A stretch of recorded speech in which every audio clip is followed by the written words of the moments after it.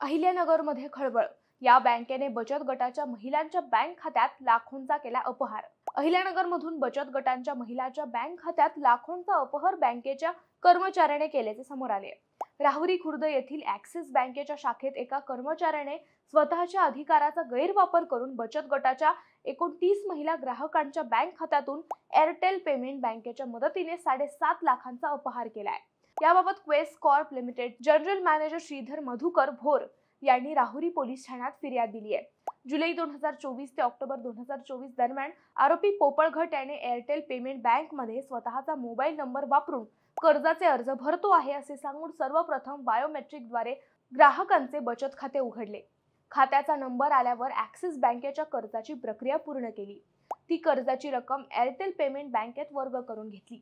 त्यानंतर OTPच्या माध्यमातून ग्राहकांच्या खात्यातून रोख स्वरूपात त्यांच्या ओळखीच्या इसमाकडून पैसे काढून घेतले.